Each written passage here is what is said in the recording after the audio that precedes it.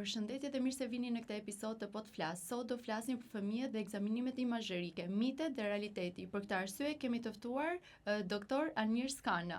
Përshëndetje dhe mirë se erdhët në këtë episod të Po të Flas. Përshëndetje dhe mirë se u gjeta. Faleminderit që jeni pjesë e këtij episodi. Sot do flasim për pjesën e imazherisë pediatrike. Çfarë është imazheria pediatrike dhe kur është e nevojshme ajo? Atëherë, vetë imazheria është një nga degët e mjekësisë e cila na mundson ne të shohim brenda organizmit të njeriut nëpërmjet imazheve.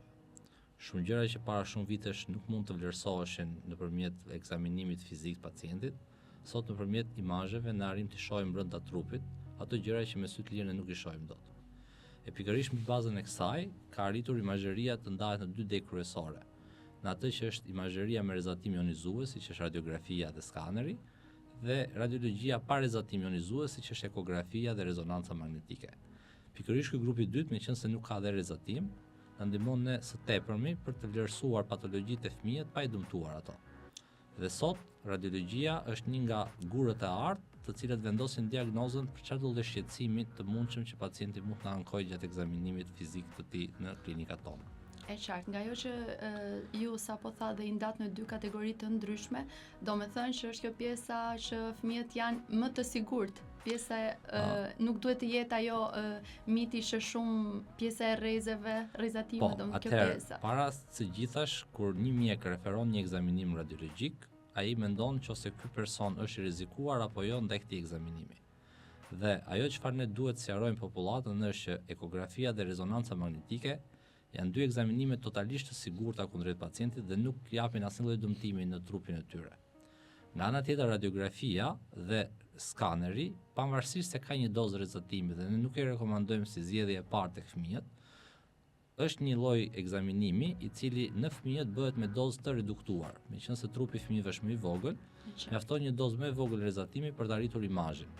Dhe në këto dy ekzaminimet e fundit duhet patjetër rekomandimi i mjekut për ta kryer. Pra, jo një pacient i cili mendon se fëmia vet është i smur nga kolla, shkon dhe direkt e bën një grafi apo skaner mushkrive.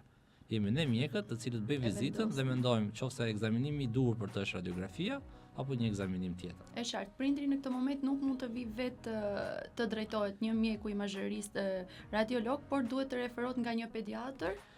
Parimisht funksionon në këtë gjë. Paktën në klinikën time un kam ndjekur një praktikë të tillë, që pacienti vjen, unë bëj një ekzaminim objektiv të përgjithshëm duke marrë dhe një anamnezë ose pyetësor të caktuar të pacientit, dhe bashkë me të orientohemi për të kryer ekzaminimin e tij të duhur, i cili mund të jetë një ekzaminim radiologjik, mund të jetë thjesht një vizitë klinike dhe duhet shkojë te pediatri, apo mund të jenë ekzamenime laboratorike për vendosjen e diagnozës. Njëra nga këto tre kollona apo të treja së bashku vlerësohen vetëm në varësi të patologjisë apo të ankesave të pacientit. Ajo çfarë ne duhet heqim si popullat është ne të kërkojmë vetë ekzaminimin që mendojmë ne se është i duhur nëpërmjet ChatGPT-s apo shoqes apo shokut që i ka bërë fëmisë të tij apo një të afërmit të tij atë ekzaminim. Secili nga ne është individual dhe ajo çfarë mjekësia moderne po shkon drejt së ardhmes është që diagnoza është individuale.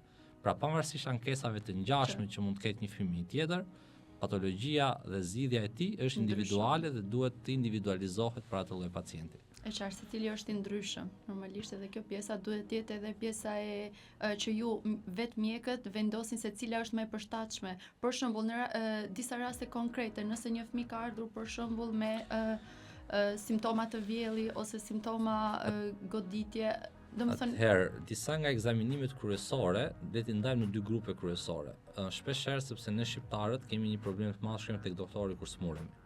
Tek doktori duhet shkojmë para se të smuremi, sepse parandalimi është mjekimi më i mirë i një smundje.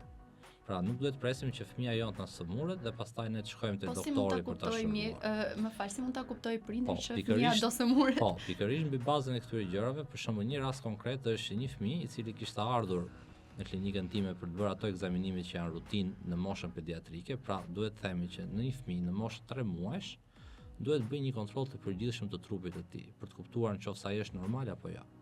Shpeshherë popullata është mësuar me ekon morfologjike që kryen nënat kur janë shtatzanë dhe mendon se aty shikën gjithë organet, po sigurisht pas lindjes të organe rriten dhe pamja e tyre është më e mirë.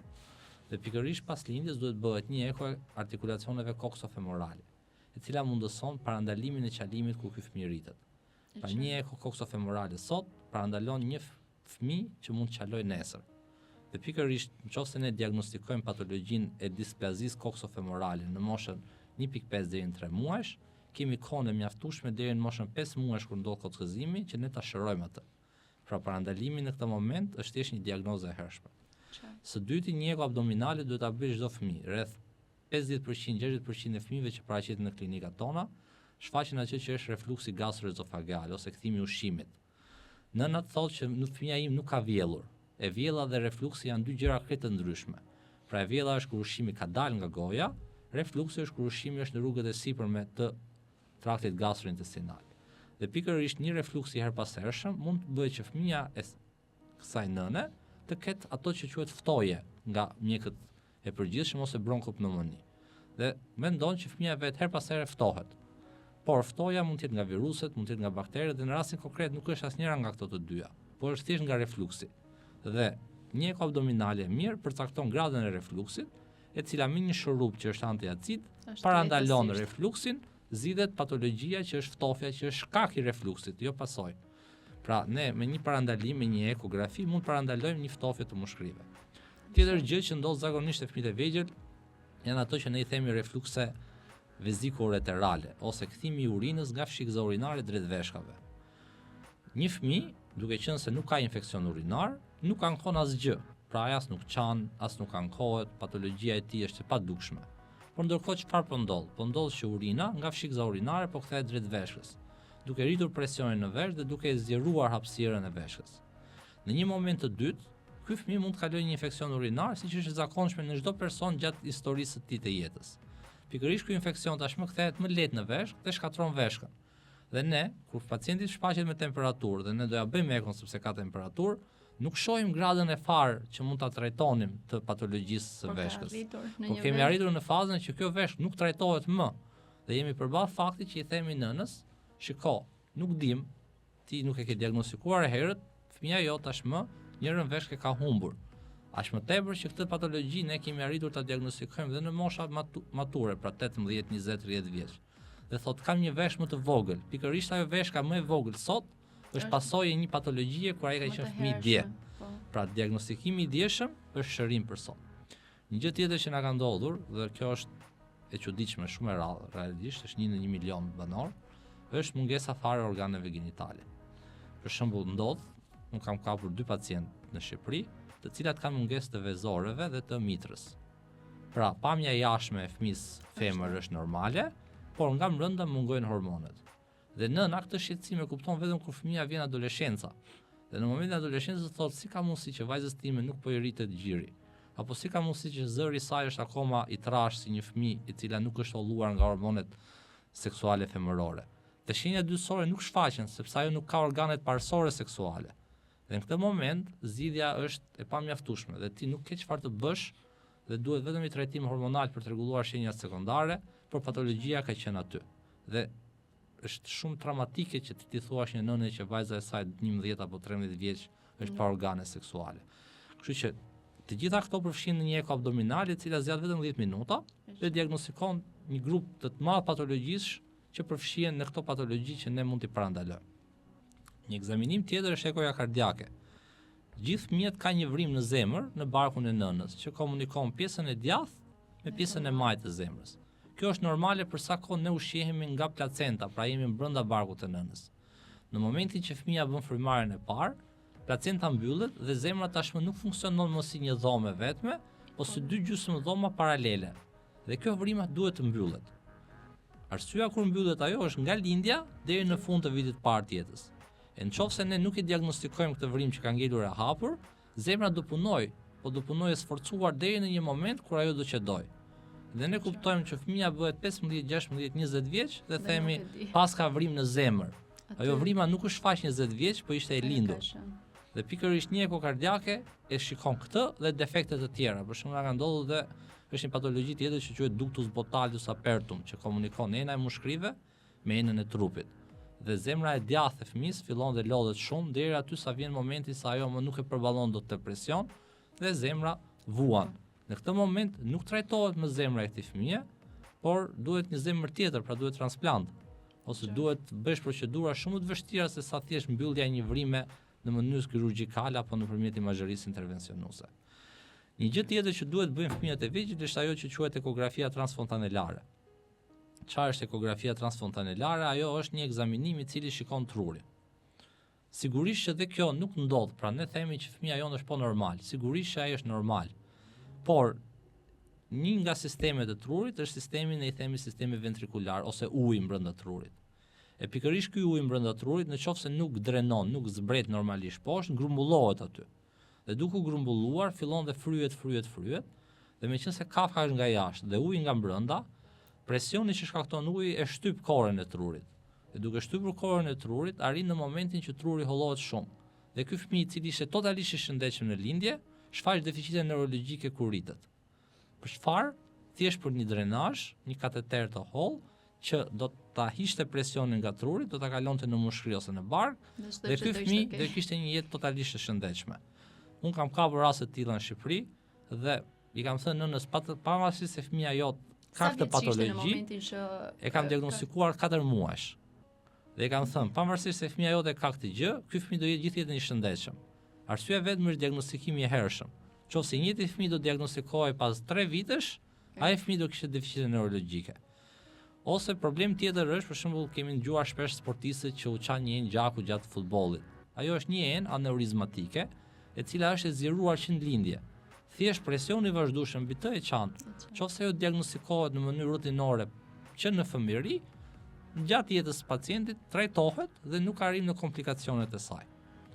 Tek meshkujt është një ekzaminim ekstra, pra meshkujt duhet bëjnë ekografinë skrotale ose të testikujve, e cila shërben për të parë nëse të dy testikujt kanë zbritur në skrotum apo jo. Sepse skrotumi është qesja e testikujve. Nëse ato nuk zbresin, është një problem sepse Perëndia, Zoti, natyra, shkenca, nuk e di se kush, i ka krijuar ato që për të krijuar atë proces që quhet spermatogenez, pa prodhimi i spermatozoideve, temperatura e tyre duhet të jetë 2 gradë më e ulët se temperatura e trupit. Dhe pikërisht natyra e ka nxjerrë jashtë trupit për ta pasur temperaturën më të ulët. Nëse ky fëmijë ka ose në nivel të kanalit ose në nivel të barkut këto 2 testikuj, atëherë nuk zhvillohet procesi i spermatogenezës. Dhe nëse ne i zbresim këto në një kohë të vonuar, ai fëmijë në të ardhmen do jetë infertil. Pra ti ja ke zbritur testikujt, por ai do jetë një mashkull, por nuk do jetë mashkull që do shkaktoj pasardhës. Dhe kjo është po ashtu një traumë, për çfarë? Për një ekzaminim 10 minuta. Ekzaminimi, e qartë. Shumë faleminderit për gjithë të rezumet të gjithë ekzaminimeve. Ajo që doja të pyesja është pjesa që kjo vjen nga mos informimi, sensibilizimi ose mos rëndësia që prindrit i japin, apo është ajo pjesa përsëri të kalon pjesa që janë rreze dhe pjesa të dëmshme? Ekografia është pa rreze. Okay. 2 janë problemet që unë mendoj që nuk zhvillohen. Gjëja e parë është që ne mendojmë që fëmia jonë është i shëndetshëm. Dhe secili nga ne ka problem, thot, po pse ta vizitoj unë, ky i shëndetshëm është. Pse duhet ta çoj? Dhe unë shpeshherë bëj një shprehje të bukur, i them, ne doktorët thjesht e certifikojmë shëndetin tuaj. Nuk është se ua japim shëndetin. Pra ti sille që ne ta certifikojmë, që themi është i shëndetshëm, po, që është i shëndetshëm. Në të kundërt i them, ti mendon se është i shëndetshëm, po e ke të pacertifikuar. Askush nuk po të thotë që fëmia është i pashëndetshëm. Po le ta vlerësojmë që është i shëndetshëm. E dyta pastaj ndodh tek pjesa e informimit, sepse ne shpeshherë kemi pas kulturën që bëjmë ekzaminim objektiv, e shohim që fëmia reagon mirë, e shohim që nuk është se ka dhimbje dhe themi ky është mirë, pse duhet ta vlerësojmë. Ndërkohë që unë them që një sëmundje e heshtur është shumë e rrezikshme si një sëmundje që bën zë. Dhe shpeshherë u them pacientëve mos përdorni ilaçe për dhimbjen, sepse dhimbja është pikërisht alarmi që ju të kuptoni që jeni smur dhe përgjitur sëmundjen. Nëse ju e fikni këtë alarm, sëmundja po zhvillohet dhe ju po flini të qetë duke zhvilluar atë sëmundje. Në momentin që referon nga pediatri ose nga profesionistë të tjerë, mjekë të tjerë, dhe vinë dhe bëjnë ekzaminimet tek ju, kush e interpreton dhe kush duhet ta interpretoj? Atëherë, mjeku radiolog është një mjek i cili ka bërë 6 vite mjekësi të përgjithshme dhe pasi ka mbaruar 6 vite mjekësi të përgjithshme bën një subspecializim 4 vjeçar afatgjat për diagnozën me imazhe. Që do thotë, për shembull, unë personalisht kam mbaruar mjekësinë e përgjithshme, e njoh gjithë mjekësinë dhe gjithë sëmundjet e trupit dhe pikërisht këto sëmundje që i kam njohur, pra bëj atë rolin që bën dhe mjeku familjes apo një mjek tjetër i cili bën vizitën. këto sëmundje që unë i dyshoj, duhet i konfirmoj ose jo me imazhe. Dhe kjo është aftësia. Në këtë moment, diagnoza vendoset nga ne. Pra ne themi që në ekografi, diagnoza është apendicit, po themi. Ose është ngatërim zorësh, invaginacion.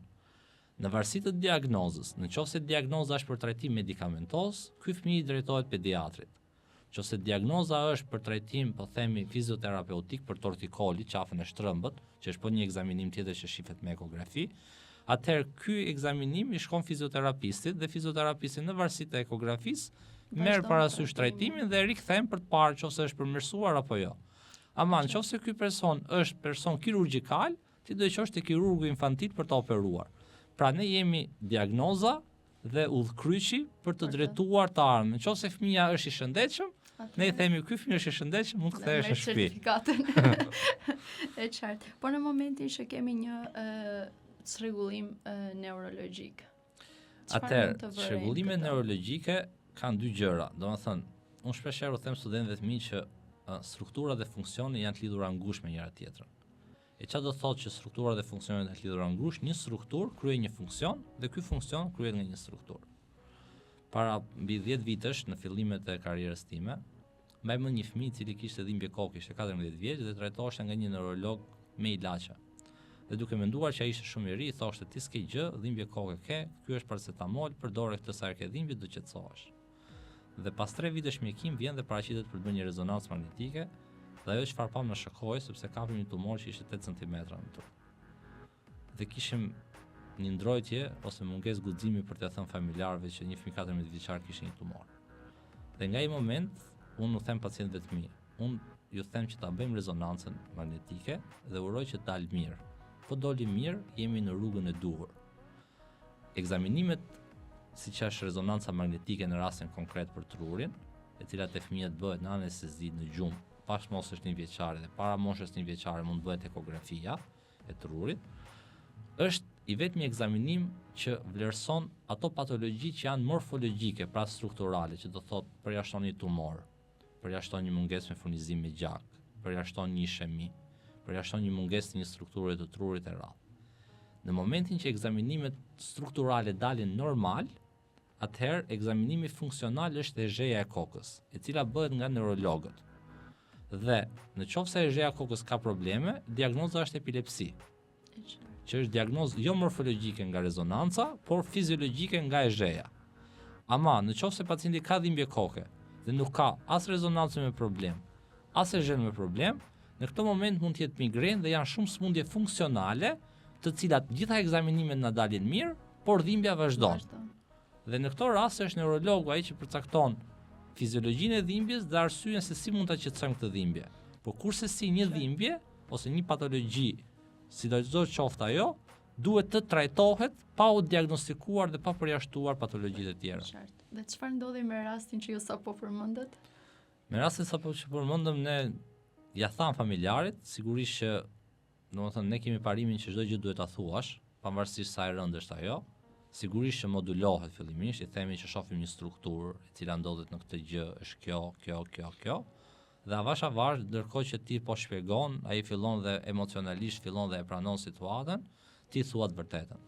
Unë besoj që për asnjë prindër nuk është e lehtë ta marrë këtë lajm, por fatkeqësisht patologjitë gjejnë njerëzit dhe ne duhet të përballojmë dhe ajo çfarë ne duhet bëjmë është të luftojmë gjithë së bashku për ta trajtuar atë patologji. Në rastin konkret nuk e ndoqëm pacientin, thjesht i vendosëm diagnozën dhe pastaj është neurokirurgu ai që merret me vazhdueshmërinë e patologjisë. E qartë. Po në rastet e fëmijëve që përjetojnë kriza epileptike. Fëmijët që përjetojnë kriza epileptike në një pjesë të rasteve mund të kenë probleme morfologjike dhe prandaj bëhet rezonanca dhe nëse ne bëjmë një rezonancë dhe rezonanca del normale, atëherë ky fëmijë nuk ka nevojë të bëjë rezonancë tjetër dhe bëhet vetëm EZH-ja. Janë disa ekzaminime të sotshme që më shumë janë në botë dhe përdoren për studime, që është ekzaminimi funksional me pozitrone të trurit, e cila shikon cilat zona të trurit janë aktive dhe cilat zona të trurit nuk janë aktive. Por këto janë më tepër çështje studimore që merren neurologët për kuptuar nëse një zonë e trurit funksionon në mënyrë të çrregullt apo jo, që sot nuk bëhen në rutinë dhe në Shqipëri nuk realizohet si ekzaminim, por që shikon pjesët e trurit. pjesa e krizave pastaj është një mjekim që i kalon e gjitha kompetenca neuropediatrit dhe merret ai me trajtimin dhe me ndjekjen e pacientëve. Si mund të bëjmë një prind që të ndihet i sigurt në momentin që ai ose një fëmijë ka marrë një X diagnozë të caktuar dhe her pas here duhet të ndiqet gradualisht për të bërë rezonanca ose ekografi ose Atëherë, tek ju, domethënë si duhet të jetë ai i sigurt që fëmia nuk po merr një sasi të lartë të Atëherë, rezonanca magnetike duhet themi që nuk ka rezotim. As ekografia nuk ka rezotim, ndërkohë që skaneri dhe grafia ka rezotim. Në të gjithë botën funksionon një certifikat që quhet certifikata e dozimetrit, pra sa dozë ka marrë. Dhe çdo ekzaminim radiologjik me rezotim, pra po flasim për grafinë dhe skanerin, jo për rezonancën dhe ekon, ka një dozë totale rezotimi. Dhe ne si mjek i mbledhim ato dozat dhe themi që kjo doza për një vit është normale. Na ka ndodhur për shembull gjatë Covidit që një person mund të bëjë 5 skanera brenda 2 javësh sepse është dashur. Dhe është akumuluar doza, por gjithmonë kemi parasysh që një trajtim ose një ekzaminim përfitojmë më tepër nga efektet që marrim nga diagnoza sesa nga dëmet që mund të shkaktojnë ajo.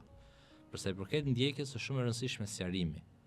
Fokusi kryesor është nëse një person është i sqaruar, ai e mirëkupton çdo veprim tonin apo mos veprim tonin, sepse në fundit veprimet apo mos veprimet tona bëhen për të arritur një qëllim që është shërimi i pacientit. Sigurisht që jo gjithmonë ne jemi fitimtar në luftën ndaj sëmundjeve dhe pikërisht kjo na bën ne mos të jemi gjithmonë të lumtur. Por shpeshherë ne mund të jemi dhe fitimtar dhe gjithmonë është korrelacioni dhe ndjekja në vazhdim. Kjo është ajo çfarë normalisht duhet ta kuptojë dhe familjari dhe personi që ndiqet dhe mjeku. Nëse ne nuk luftojmë bashkë ndaj sëmundjes, ajo sigurisht do na dëmtojë ne, nëse ne jemi bashkë, shpeshherë fitojmë sfidën. Dhimbjet, siç ju edhe përmendet në rastin që fëmia kishte arritur pjesën që kishte edhe tumor, kur janë konkretisht pjesa që nuk duhet të bëjë të ketë atë parandalimi, por pjesa në momentin që prindri arrin dhe vëren shqetësimet e para dhimbjet e kokës dhe kalon te pediatri dhe thotë nuk janë shqetësim. Kur duhet të shqetësohet një prind? Unë mendoj që çdo shenjë e cila nuk ka qenë normale deri dje është shenjë për të vlerësuar dhe është shenjë alarmi. Nëse ne kemi bërë ekzaminime dhe ekzaminimet kanë dalë mirë, atëherë probabilisht e ulim këtë alarm dhe e fikim. Pra, askush nga ne, sado që ne dim, nuk mundet të themi që ky çrregullim sjellje apo kjo dhimbje apo kjo pagjumësi apo çfarë do të situate që ndodh është normale. Normalja është ajo çfarë është fiziologjike për atë fëmijë dhe nuk ka më shumë se sa prindri që e di fiziologjinë e fëmijës së tij. Pra një prindër e di çfarë ore flet fëmia, kur zgjohet, si e ka dhimbjen, a ka pas dhimbje apo jo. Kur një nën referon që ky rregull ose kjo fiziologji normale e fëmijës vet ka ndryshuar, sigurisht që ka një problem dhe këtë problemin ne duhet ta diagnostikojmë. Dhe realizimi i gjithë ekzaminimeve dhe mungesa e shenjave në to mund të themi që kjo dhimbje mund të jetë psikologjike, sepse ne kemi dhe shumë pacientë sot, të cilët normalisht vijnë nga ankthi ose nga probleme të tjera, të cilat probabilisht nuk kanë shenja morfologjike. Dhe ne shpeshherë kuptojmë që kjo patologji që ai po referon nuk është patologjia kryesore e tij, sepse thotë më dhëm koka, pastaj thotë më dhëm edhe këmba, dhe ti thua, ok, këmba e majt, po, dhe pas 10 minutash thotë po më ka dhënë edhe djatha para një muaji. Pra mënyra se si lidh sëmundjet me njëra tjetrën janë të tilla që ti e kupton që ky pacienti nuk ka një patologji reale nga ato që ne studiojmë nëpër libra. Por do ishte fatale nëse ne i themi që ti nuk i ke këto dhimbje. Dhe shpesh unë i them, unë të kuptoj, këto patologji janë tuat, ti ke drejt që shqetësohesh për to, por ajo që është e rëndësishme është që pas ekzaminimeve ne s'kemi asgjë për të shqetësuar. Kështu që ti mësohu me këtë gjë dhe anashkaloje. Dhe ai fillon dhe mësohet me këtë gjë. Nëse ti do e presësh të pacient me të parën dhe do i thuash ti s'ke gjë ke psikologjike, është e para që ai të shkojë në 10 mjek tjerë për të gjetur një arsye që ai realisht e ka të dhimbje. E qartë dhe sot rastet ashtu siç e thatë janë të shtuara në numër. Janë të gjitha, për shembull, unë mbrëm kisha një pacient klinik i cili kishte filluar me dhimbje të lehta barku, në mëngjes më merr në telefon, pas dite tha po e mendoj mos të vi, dhe kur erdhi në orën 5 ishte apendicit. Edhe e kapën fazë fillestare, filluam mjekimin dhe shkoi shumë mirë, dhe i thash sapo ke shpëtuar një operacion për 10 minuta që ka ardhur në klinik. Domethënë parimi është i tillë që çdo lloj simptome, qoftë ajo dhimbje barku, qoftë ajo të vjella, qoftë ajo zverdhje, qoftë ajo therrje barku, qoftë ajo mosdalje jashtë, qoftë ajo temperaturë, gjithmonë duhet i gjejmë shkakun. Në momentin që ne kemi gjetur shkakun dhe kemi trajtuar atë, në atë moment ne mund të flejmë të qetë. Pra nuk mund të flesh i qetë duke thënë që shiko kam temperaturë, pjeva ibuprofen jam mirë. Dhe mbaroj.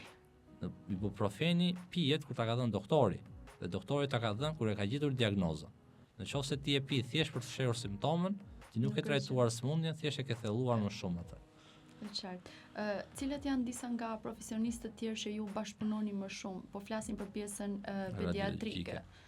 Atëherë, parimisht pediatrit, sot pediatria është si mjekësia e përgjithshme dhe vetë pediatria ka subspecialitete të ndryshme. Kur flasim për pediatrin në moshën neonatale nga lindja deri në moshën 1 vjeç kur janë pjesa e vaksinimeve me radhë, janë ato që quhen konsultore. Dhe pikërisht konsultorëve ju nevojitet ajo që është informimi ndaj pacientit. Pra që ta informosh nënën që fëmia jot ka nevojë për këto vaksina që duhet i bësh patjetër, ka nevojë për këto ekzaminime radiologjike që duhet i bësh patjetër, ka nevojë për këto analiza që është ferritina, vitamina D, kjo që duhet i bëjmë patjetër. Dhe kur këto janë të çekuara, atëherë ne jemi të sigurt që ky fëmijë është i shëndetshëm. Mjekët pediatër që marrin nga mosha 1 vjeç e mrapa, normalisht kanë kontrollin rutinë shëndetësor të fëmijës që duhet ta ndjekin, matjen e peshës dhe gjërat e tjera, dhe ato i referojnë tek ne kur arrin të kuptojnë një shqetësim. Për shembull, në moshën adoleshente, meqense po flasim për pjesën e pediatrisë, ndodh një sindrom 11, 13, 15 vjeç që quhet KISS syndrom ose sindromi i puthjes. Dhe adoleshentët në momentin që fillojnë të puthen, automatikisht e kalojnë tek njëri tjetri një virus që quhet Epstein-Barr virus. Dhe ky virus çfarë bën? Shkakton limfadenopati, pra nyjet e qafës i rrit. Mendohet tashmë një adoleshent që prek një kokën në qafë dhe mendon që ky është kancer. Është tumor. Ose një nën që e shikon këtë gjë dhe kërkon ke ChatGPT-a dhe i thotë që është fryr qafa dhe unë e prek. Jam i sigurt që përgjigjja e parë do ishte është kancer.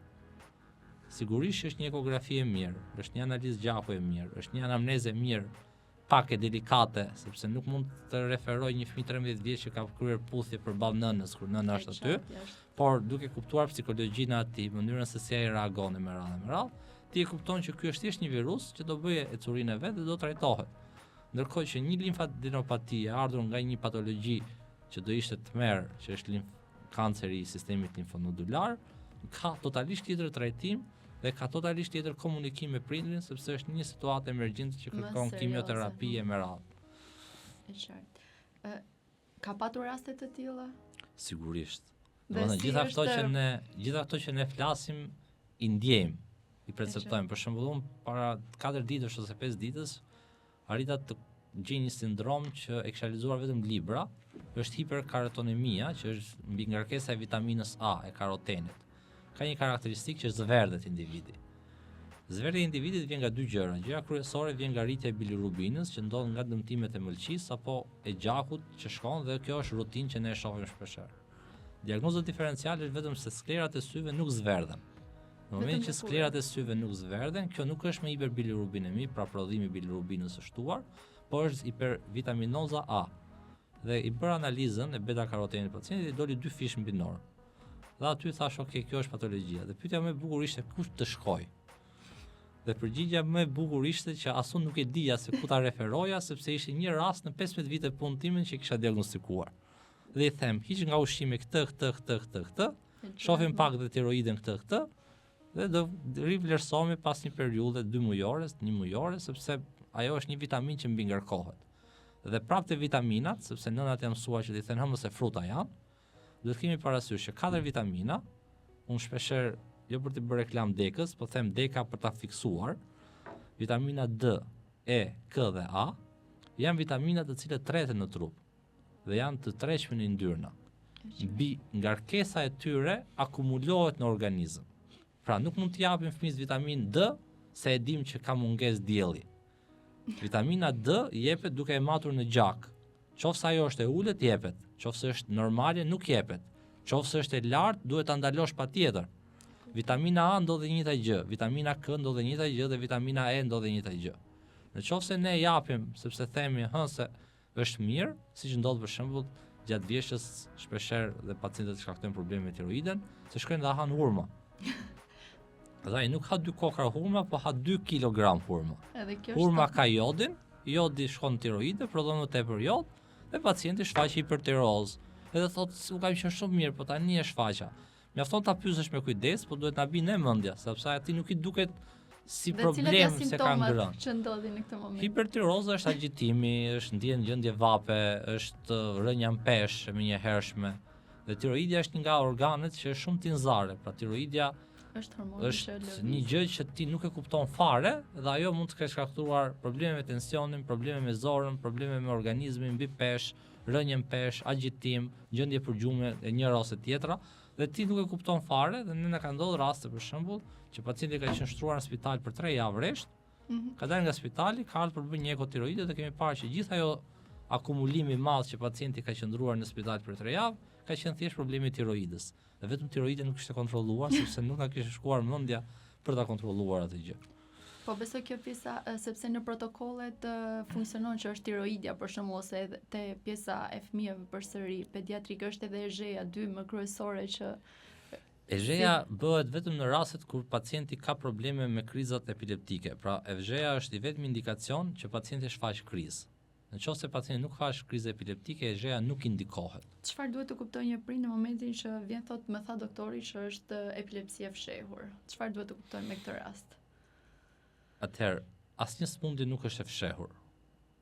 Një sëmundje mund të prezantohet nga ana klinike me pak ose me shumë simptoma. Dhe kjo është tjetër gjë. Sigurisht që epilepsia ndahet në grad. Është ajo që quhet grand mal ose krizat e forta epileptike, të cilat normalisht janë ajo tipike që ne shohim në rrugë kur një person I bie fikët, nxjerr shkum nga goja, për një moment nuk merr frym.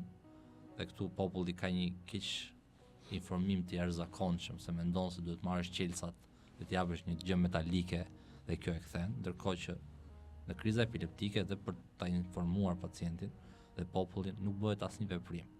I vetmi veprim që bëhet është mbahet koka, që ai gjatë kohës që ka kontrakturat mos ta përplas atë, që shkaktoi traumë, dhe gjëja e dytë nuk tentohet të hapet gjua, sepse ai fëmijë nuk I hapet apo trituri nuk I hapet gjua sepse është kontraktuar. Pasi kalojnë 10-15 sekonda nga ky moment që fillon kriza, ai do e hap vetë dhe do frymoj frymarrjen e parë. Pikërisht në këtë moment ne duhet jemi shumë kujdesshëm që ai mos ketë sekrecione në gojë, që ato t'i thithë dhe të shkaktojë bronkopneumoni.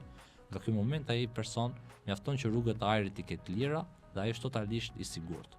Kjo është minimumi që duhet di çdo pjesë e popullatës kur shikon një person që bën krizë epileptike. Pastaj, këto janë ato shpreha më e madhe, por ka edhe kriza epileptike që mund ta kapi një fëmijë në gjumë. Dhe nesër kur qohet nga gjumi, thot kam paca ëndra të këqija dhe kam qenë si I dridhur, jam si impir, ka një impirje dhe këto janë ato të fshehurat në gjuhë popullore, apo kriza parciale që dridhet vetëm dorë ose vetëm këmba, dhe këto quhen kriza parciale, nuk është epilepsi me humbje të vetdijes së plot. Dhe këto janë pak të fshehura, duhet ta kuptosh nëpërmjet një EZHE që vetëm disa zona të trurit nuk po reagojnë ashtu siç duhet, pjesa tjetër është normal. Është okay, qartë. A mund të kemi alternativa të tjera pa pjesën e rrezatimeve në momentin që duhet patjetër një ekzaminim me rrezatim? Atëherë për çdo lloj diagnoze ka një ekzaminim që është shumë specifik për të, por patjetër që ka dhe ekzaminim jo specifik që mund të na çojë deri afër diagnozës. Dhe kisha një grua të moshuar e cila kishte fobi nga rezonanca. Dhe thoshte unë dua të bëj skaner. Kishte bërë disa herë skaner, ai kishte gjithë ato skanerat. Dhe I thash, nëse do të bësh skaner, do bëjmë fare, do shohim këto që ke bërë. Nëse ka ardhur për të bërë diagnozë për nervin, duhet bëjmë rezonancë magnetike. Dhe ajo çfarë ndodhi është që unë u futa bashkë me të në aparat dhe mjaftoi vetëm për të mbatur pulsin 40 minuta që e kryej rezonancë, dhe ajo me idenë që këtu kam doktorin afër, e kryej rezonancën dhe s'pati nevojë për anestezi. Kështu që thjesht një sqarim I mirë mjafton. Rezonanca magnetike nuk ka rrezatim. Ekografia nuk ka rrezatim dhe ne nuk duhet të rrëmbemi ndaj saj. Kurse skaneri dhe radiografia kërkohen shumë rrallë, pra kërkohet kur ti ke një frakturë, kur ti ke një ftofje të mushkërive që të duhet grafia patjetër, por doza e grafisë në këto raste është minimale. Kërkohet një skaner, po skaneri prapë te fëmijët, siç tham, është sindromi që ulet doza dhe bëhet në dozë minimale, kështu që ekzaminimet imazherike nuk duhet bëhen tabu.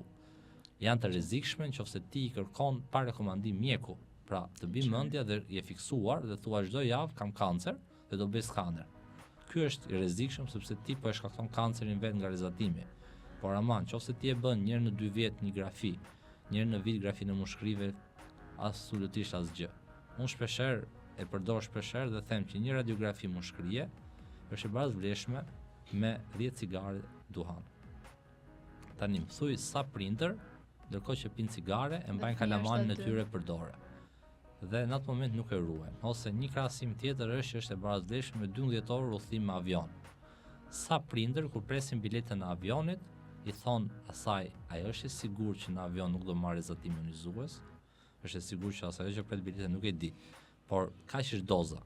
Dhe kjo dozë është minimale nëse ne e marrim dhe shfrytëzojmë siç duhet. Qartë, pa frikë atëherë te pjesa e prindërve. Sa praktike janë në momentin që fëmijët mund të vinë në klinikën tuaj? Sa praktike është të bësh këtë pjesë me fëmijët? Unë personalisht për shembull në klinikë vizitoj pa përparse. Edhe më shkthyer në rutinë tashmë, nuk e vesh përparse, njëmi din që mos tregojmë që jam doktor, po dua gjithmonë të krijoj një ambient që ne jemi të barabartë. Kjo ndodh me fëmijët konkretisht, por dhe me triturit. Domethënë, parimi është që kur një pacient vjen tek ne, nuk vjen që ne t'i tregojmë që dimë më tepër se ai. Mund të jetë gjë them dhe studentëve, kur unë vi dhe jap leksion kundrejt jush, nuk vi t'ju tregoj që di më shumë se ju. Unë vi t'ju tregoj që bashkë mund të mësojmë dhe mund të mësojmë të dy bashkë. Dhe pikërisht kjo gjë duhet ndodhe me pacientin. Pra pacienti kur vjen tek ne, duhet të kuptojë që bashkë me ne do i gjejmë bashkë diagnozën. Mos të ketë bluzë e bardhë. Jo, nëse ai mashtron, po themi nuk i tregon simptomat. Për shembull, një rast që në mendjen time ka ngelur jashtëzakonisht shumë, ka ndodhur para 8 vitesh, ishte një nën që fëmia kishte marrë kapsën e flokëve prej sfungjirit dhe e kishte futur në gojë.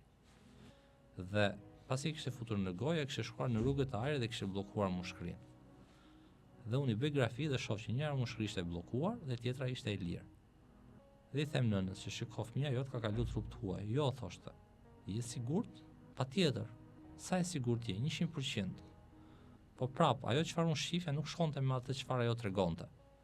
Dhe detyrohem me marr fëmin dhe i bëj skaner. Dhe në skaner shoh një topth prej pambuku që ndodheshte në rrugët e mushkrisë. Dhe e thras nënën, i thashë, shikon këtë gjë këtu? Ky është topth pambuku. Ku e mori fëmia këtë gjë? Shiko, tha, e mori nga flokët e mia. Por problemi qëndron, kisha frikë se mos më rifte burri dhe nuk doja t'rregoja. Tashmë si mund të rrezikohet jeta e një fëmie për një komunikim apo mos komunikim me bashkëshortin. Dhe u detyruam, futëm me fibrogastroskopi, me endoskopi, u hoq pambuku, shpëtoi fëmia. Ndërkohë që nëse unë në atë moment nuk do isha vigjilent dhe ajo do më thoshte është e sigurt 100% nuk ka kaluar, ky fëmijë do shkonte në shtëpi dhe ardhmja e tij do ishte fatale. Dhe nesër në prokurori, momentin që unë kam shënuar që prindri më referon me siguri të plot që fëmia nuk ka kaluar asgjë, do isha i mbrojtur, po nuk qëndron vetëm këtu problemi. Problemi qëndron që ne duhet jemi të komunikueshëm me njëri tjetrin dhe ato simptoma na ndihmojnë të dyve bashkë për shkuar te diagnoza. Normalisht është kjo pjesa siç e thatë përgjegjësisë tuaj, sepse në fund fare parimi është i tillë. Unë u them shpeshherë kur vini tek mjeku, nuk vim për treguar kush jemi, vim për gjetur zgjidhje. Dhe në momentin që ne vim për zgjedhur zgjidhje, ne duhet të tregojmë të sinqert. Pra, sinqeriteti në lidhje me një marrëdhënie, si çdo marrëdhënie tjetër, po me mjekun është kryesore, është shumë e rëndësishme për të kuptuar diagnozën, sepse një dhënë në anamnezë, pra një gjë e vogël fare, na ndryshëron totalisht situatën. Për shembull, një gjë shumë e bukur që na ka ndodhur, unë dikur mbaja rojet të spitalit dhe vjen një kolegja jonë që ishte mjeke, kishte 2 fëmijë 14-15 vjeç. Dhe njëri nga këto vjen në urgjencë me dhimbje barku.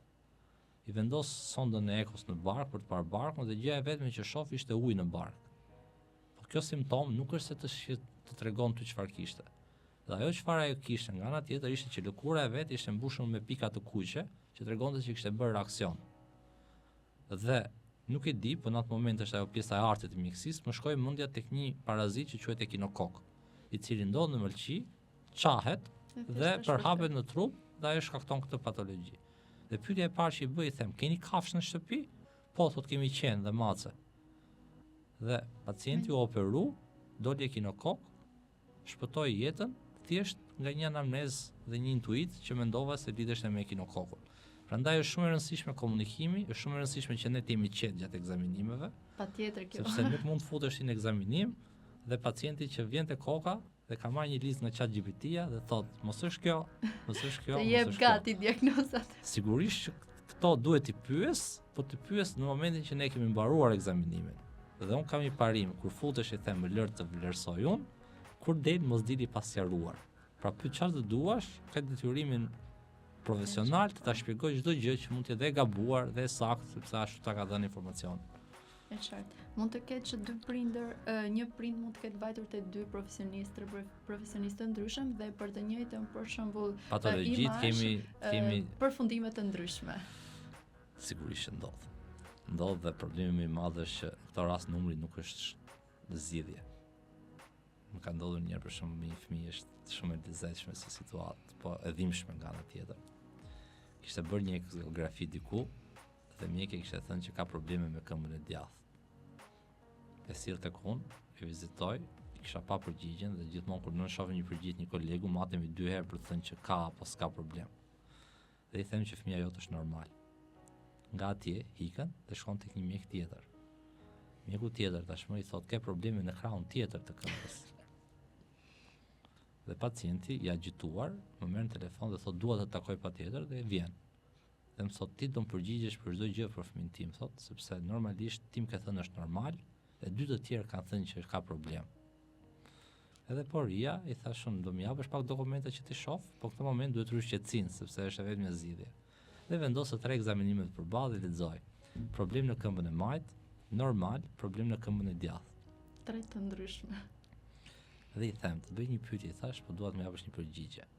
Pse mendon që unë jam i vetmi që e kam gabim nga këto të 3?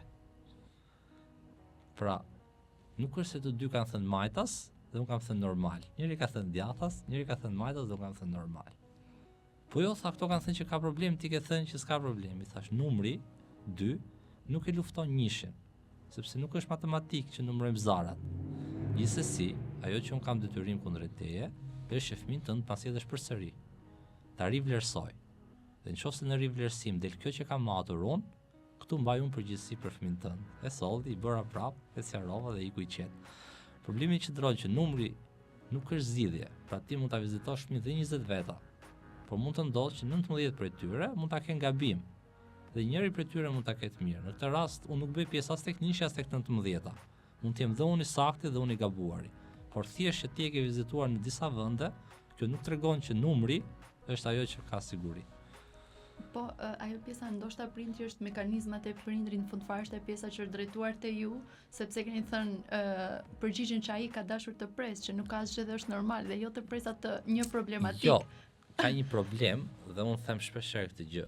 Është shumë e vështirë të thuash je normal, se sa të thuash ke një problem të vogël. Pra, nëse unë do kisha pasiguri në një ekzaminim, e kam shumë të thjeshtë i them prindrit, shoh një gjë të vogël këtu që duhet ta shohim, nuk e dim si ka për të shkuar, dhe krijon një pasiguri te pacienti, por ama krijon ndjekje dhe ti je i sigurt që ky fëmijë do ndiqet nesër dhe nuk do ketë problem. Ndërkohë që në momentin që unë i them që fëmia jote është totalisht i shëndetshëm, e gjithë bara përgjithsisht bie mbi mua. Dhe kur unë e them këtë fjalë, duhet të jem 100% i sigurt vet para se ta transmetoj këtë si informacion. Dhe kjo shpeshherë nuk kuptohet dhe unë them që një mjek që thot ri i qet mban më shumë përgjegjësi se një mjek që thot ri në alarm, sepse qëndrimi në alarm mbron mjekun dhe të lën ty me stres psikologjik. Dhe që unë të jemi sigurt, fatmirësisht imazheria ka prova, pra ka matje. Dhe këto matje ne na sigurojnë që të shkojmë në një drejtim të caktuar. Sigurisht që interpretim mbi bazën e imazheve është dhe ajo ka atë profesionalizmin e vet. Ne na ndodh për shembull që mund të themi ke shkist dhe kur e bëjmë ekografi nuk është kist, por është tumor tjetër, por të gjitha këto janë pjesë e asaj çfarë ti ke ekspertizë në këtë gjë. Një thirrje tjetër ndaj pacientëve është e tillë që nuk mund të bëjnë ekzaminime imazherike me persona të cilët bëjnë kurse apo bëjnë trajtime 3 mujore. Sepse ndodh rëndom që dikush ka bërë thjesht një trajnim dhe thotë se është problemi, unë di ta bëj shumë mirë këtë gjë. Por kjo gjëja që ti ta bësh shumë mirë nxjerr rezultate përfundimet një gabim dhe në momentin që ti ke gabim dhe vjen pastaj tek një tjetër, ai tjetri sigurisht që edhe poshtë. Dhe jo në Tiranë, se Tirana fatmirësisht po rregullohet deri diku, por në përrethe ndodh shpesh që persona të paspecializuar marrin përstipër të bëjnë gjëra që nuk e kanë prioritet. Dhe një gjë tjetër që duhet t'ua themi prindërve është që nëse ato e çojnë fëmijën e tyre tek një mjek, duhet ta pyesin, më falni, si quhesh dhe çfarë specializimi ke. Pra nuk mundesh që ti ta çosh fëmin, po themi, tek një specialitet dhe ai të bëjë një ekzaminim që nuk i përket atij specialiteti. Dhe kjo pastaj automatikisht unë shpeshherë i pyes pacientët se bëj 3 pyetje sapo vin në klinik, si ka ardhur tek ne, kush ta rekomandoa, me kë ndiqesh. Patjetër. Ja. Dhe në këto 3 pyetje, një pjesë e madhe e pacientëve thonë nuk e mbaj mend emrin e doktoreshës që më ndjek, nuk e di kush më pa, nuk e di kush më tha. E rëndësishme është thjesht të shkojmë te doktori. Po, e rëndësishme është ai të ketë një përparëse të bardhë. Po e përparësja e bardhë nuk do të thotë që gjithmonë është shumë cilësore, po pak cilësore apo pak cilësore. Ose nuk është edhe i duri për çfarë keni shkuar. Mund mos jetë ai asaj gjëje që ti ke nevojë. Ai mund të jetë shumë i mirë, po për atë gjë që ne konkretisht kemi nevojë, nuk është nuk na bën punë. Është si ta qosh makinën për të rregulluar derën tek ai që rregullon motorin. Ta fiks shprehje e dur ishte kjo. Një numër, një trend që keni vënë re kohë më parë dhe tani është në rritje të gjatë ekzaminimeve tuaj që keni realizuar me pjesën e fëmijëve dhe adoleshentëve. Çfarë keni vënë re ndryshime që ju nuk i keni parë më parë atë numër të lartë sa ç'po shikoni sot? Unë besoj që emancipimi na bën mirë sepse diagnostikohemi shpejt dhe duke diagnostikuar shpejt parandalojmë shumë gjëra. Dhe tek fëmijët e vetmja gjë që ne duhet kemi parasysh janë sëmundjet e lindura. Domethënë, probabiliteti që një fëmijë të ketë tumor është shumë i ulët. Dhe ky tumor nëse do ishte i lindur.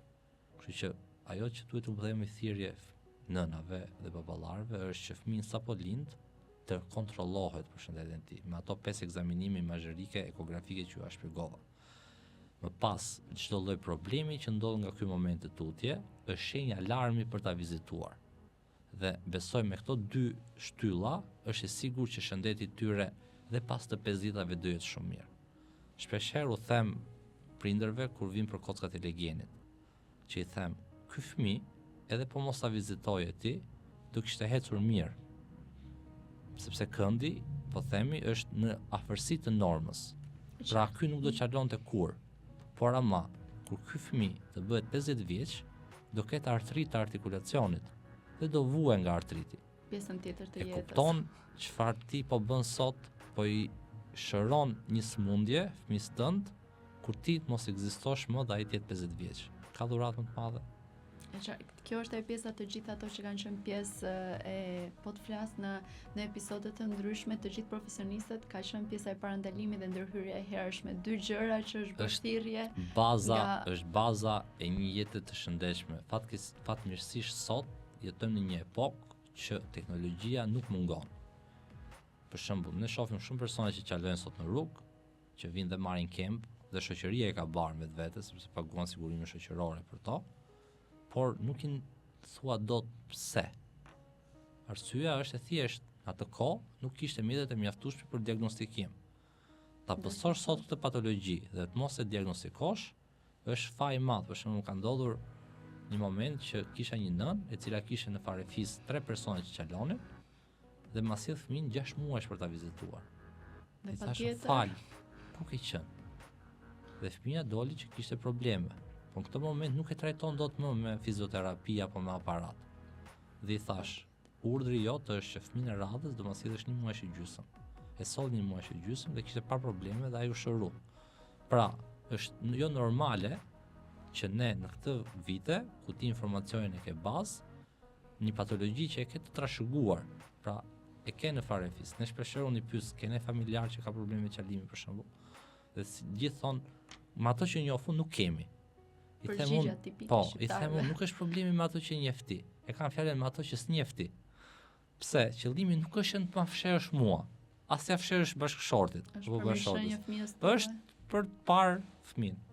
E qartë. A ka aktivitete ose pjesa sensibilizuese, po flasim për pjesën e prindërve, sepse pjesa sot sa shumë informacion, por është edhe disinformacion në një farë mënyre, siç tham edhe për pjesën e rrezeve. Sigurisht që, shiko, problemi që ndron që sot media është bërë shumë popullore, por nga ana tjetër pa është popullore është bërë shumë e shpejt, që do thotë një informacion që sot mund ta japësh, bëhet scroll dhe hiqet dhe ti nuk e shikon më.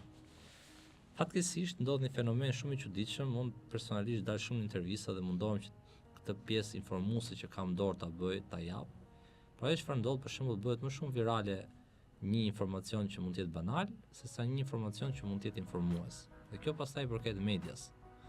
Dhe parimi kryesor është që mund t'i bëjmë thirrje dhe gjithë secilit që ato informacione që për to i kanë dëgjuar dhe janë të duhurat, dhe sadopak janë sensibilizuar, le t'ua dërgojnë personave të cilët normalisht kanë nevojë për ta ditur këtë informacion. Unë besoj që nga dija secili prej nesh përfiton.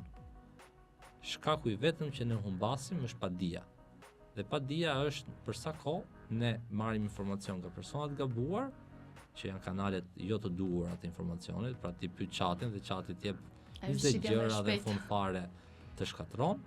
Dhe problemi tjetër është që ne nuk e kemi atë informacion. Sot është mjaft e thjeshtë që po themi të klikosh emrin tim dhe në emrin tim të shohësh çfarë lloj informacionesh ka. Dhe në ato informacione ke patjetër informacion për gjitha llojet e patologjive dhe moshave. Sigurisht që ndoshta është e vështirë të gjesh atë gjë, por prap nuk mungon informacioni që ti t'i shkruash atij mjekut aso mjekut dhe i thuash, unë kam këtë lloj problemi dhe kam nevojë për këtë informacion. A mund të më informosh një faqe që ka informacion për këtë gjë që ti të besueshme dhe unë të informohem? Dhe nuk besoj që askush nga ne e rezervon për vetë atë informacion, mjafton ta kërkoj, ta dërgoj dhe është një informacion i besueshëm dhe jo gëdhënat e marra në kafe apo në bisedat e zakonshme. Ose në fund fare thjesht një konsult, nuk patjetër, po e kam fjalën në informacion, pra nëse një nën sot më pyet, unë kam fëmijë 3 vjeç dhe dua të di çfarë ekzaminimesh duhet i bëj fëmis, ndoshta nuk e merr përgjigjen brenda momentit sepse mund të jemi të angazhuar, por besoj që asnjë mjek nuk ka përtesë për të shkruar që ekzaminimet e duhura i gjen tek kjo link ose janë këto 1 2 3 4 5. Sigurisht që ose biseda fillon pastaj dhe thot, shiko fëmia ka pasur këtë problemin, unë rekomandoj që vizitat në internet apo me celular nuk janë të mira, jo sepse përtojnë mjekët, por sepse probabiliteti që ato të gabojnë nëpërmjet celularit është shumë i madh dhe automatikisht ato marrin një patologji të gabuar. E qartë asnjë. Domethënë kjo pjesa sidomos edhe në fushën që jeni ju patjetër. Nuk ka lidhje vetëm me këtë. Mund ndosh shpesh për shkak si dhe një grafi, thotë, shiko, kam bërë këtë grafin, më hidh një sy. Të lutem. Problemi qëndron që grafia nuk është në negativoskop. Është me pamje nga qielli dhe një foto nga poshtë. Dhe unë i them që ky nuk është ekzaminimi i duhur për ta vlerësuar, duhet ose atë të masjedhësh në formë elektronike ose të vish në klinikë dhe ta konsultojmë. Pse? Nuk vizitohet grafia. Vizitohet personi që ka smundjen që ka bërë grafin. E qartë. Një mesazh për gjithë prindrit përveç pjesës kontrollave të hershme. Unë mendoj që e vetmja pasuri që ne kemi është shëndeti. Sigurisht që shpesh herë e themi për shëndetin tonë, po besoj që kur bëhet fjalë për shëndetin e fëmijëve është 2 herë pasuri. Le të investojmë më shumë në shëndetin e tyre, sepse besoj që është pasuria e vetme që mund ta trashëgojnë gjatë gjithë jetës. Çdo pasuri tjetër besoj që e humbet vlerën me kalimin e kohës. Faleminderit. Faleminderit ju. Faleminderit që ishit pjesë e këtij episodi. Faleminderit dhe shihemi në episodin e radhës.